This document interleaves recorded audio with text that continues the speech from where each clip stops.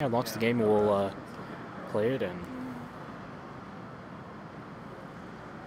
right, I'm here with Colin Walsh of Celsius Game Studios. Check it out, Drifter, which has been in the works for the last few years, right? Yeah, no, it's quite a big game, and I mean, this is my third time at GDC showing it to you fine people at Touch Arcade.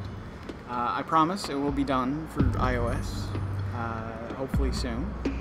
But this is kind of like just to show to people who are patiently waiting for the game that it is actually it still exists. It works. Yeah, because you're on early access right now on desktop, right? Yeah, on Steam. Yeah, so like the problem is there's no concept of early access on the App Store really. So right. I've got to wait till the game's a bit more finished before I can launch it there.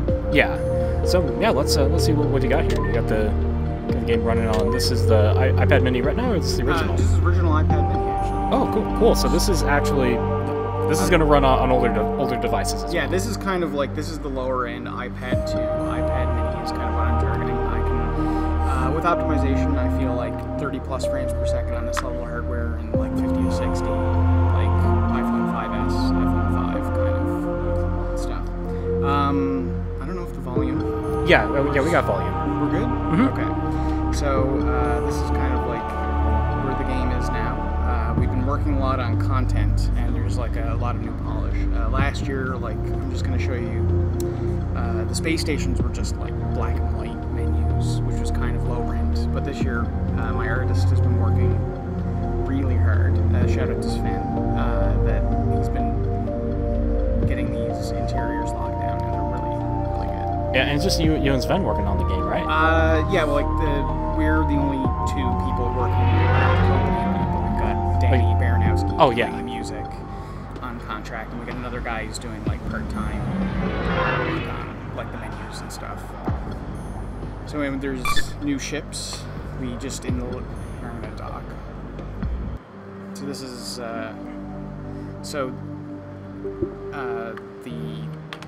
even though they're fixed, these menus are like rendered real-time 3D. Oh wow!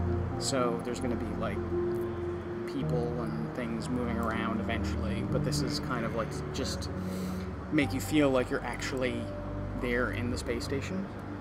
So eventually there will be the doors and stuff will be where you click, but this is kind of like an in-between stopgap. So we've got these menus on top of the interiors. Right. So this is like the stock market where you can buy and sell goods, and like that's the space trading part, obviously. But so I'm just get out of here now. And there's like the ship dealer.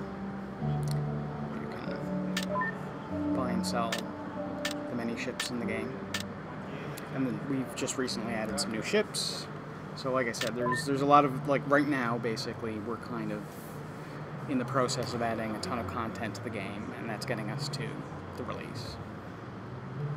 So like the ships are all customizable. So like all of them have like engines and capacitors and jump drives and shields, and you can, like that's an element of customization of the game. Like you can buy a ship, and it has like they all have sort of an intended use, but you can, like if you have a certain play style, you can customize that, right? Right. And basically you get money by doing missions and you can selling stuff. Yeah, you can hunt pirates and like run missions and things like that. There's like, this is the mission office. I'm just showing off all of the new interiors now. But like you can go and like intercept a smuggler.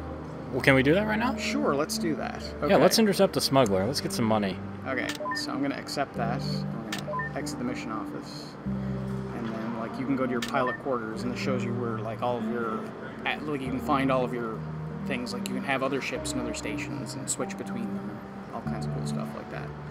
So let's go to the docking bay, and we'll launch.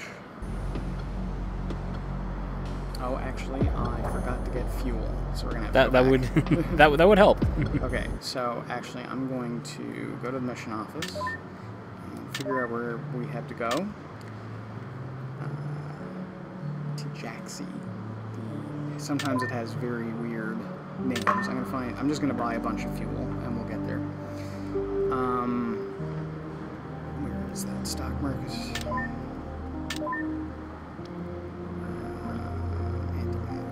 There we go. I'm gonna buy a bunch of antimatter.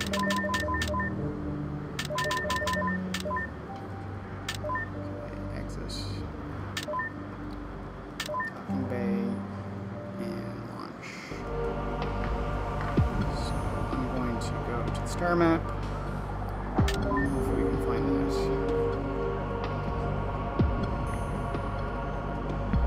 Nope, that's not the name. Hold on, I'm gonna get the spelling. This is the you're getting the genuine drifter experience. Yes, here. yeah. So like you've got to be able to active missions. TIQ is the spelling of that. And someone needs to tell the developer that makes it easier to spell planets. Yeah, no, I'll probably use a bit more English in the generation stuff. So that's TIQ. Not TIW. Thanks, Carter. Okay, so hopefully that's been selected. Okay, so that's 3 jumps. We're actually, they may be a bit far away, but we'll see. And this is basically hyperspace. Yeah, so you have to jump between each system. So this is a lot of course. We gotta wait for the jump drive to cool down. It takes a few minutes, so we're gonna head to, I'm just gonna head to asteroid belt here, so we can kind of see all the different environments in the game. All right. So the time waiting is not completely wasted. Yeah, and as you can see, the FPS counter running at 30 frames per second. This is the original iPad Mini. Yeah. So it's iPad 2 powered, basically. So yeah, this is definitely running a game of a huge universe on an old device. It might slow down a bit here. Yeah, it's going to slow down a bit here, but there's actually a lot of room for optimization on this. Even I suspect I can probably get a bit more out of this. So 12 seconds. You can kind of like select planets to view them from afar.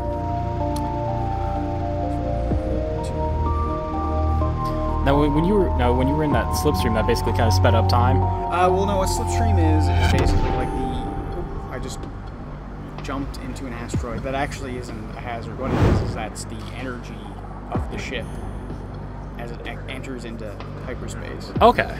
So, what was I saying?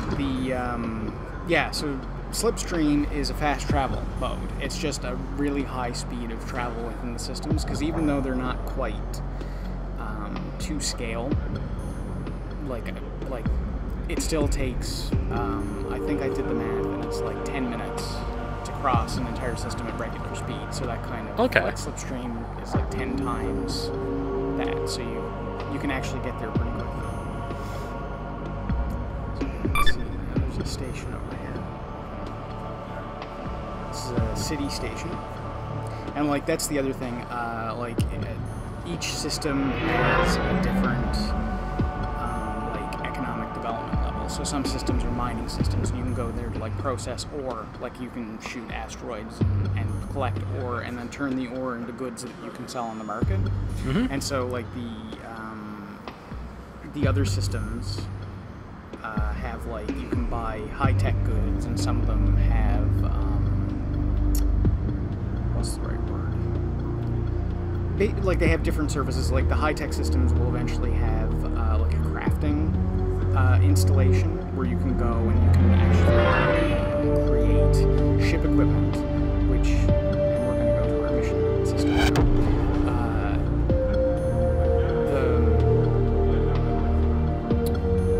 The crafting, basically, you can make stuff that you can't buy anywhere else in the game. So there's going to be like you can get really high quality weapons and ship engines and things like that. Right. So I'm just going to find out now where our mission objective is here, and it's going to show up in the system.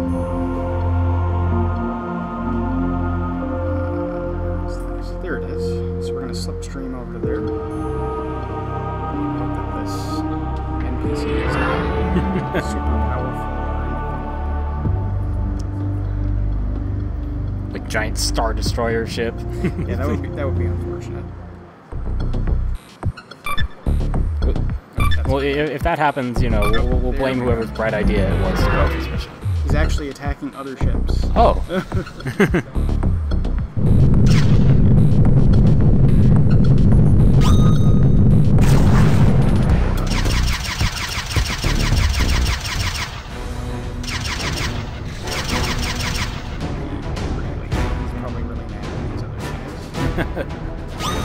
But this is the kind of thing you can see in the game. Yeah, no, the NPCs all have like their own kind of artificial intelligence, and like they fight each other.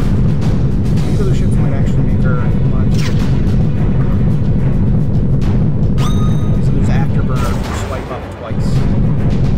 You can get Afterburner for combat, because the slipstream is only accessible. No, like, no, I've got it. We're gonna Good thing they're big and slow.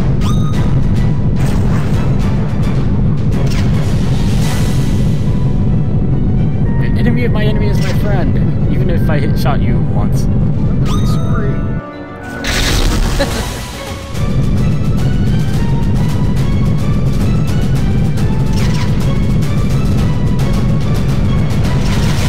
Now, the controls are very similar to the previous iOS game, Red Nova, right? Yeah, like I actually learned a lot of lessons with Red Nova that I'm applying for Drifter, because it's actually like, that was something I think I got really right.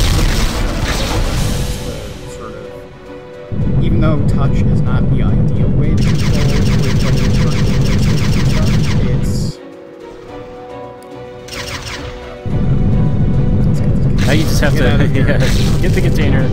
And there's our illegal goods, and we'll try and get away from... I'm going to slipstream over to the station and hope that we can get away from these guys. Yeah, he's controlling this game just with thumbs. There's no gamepad or anything.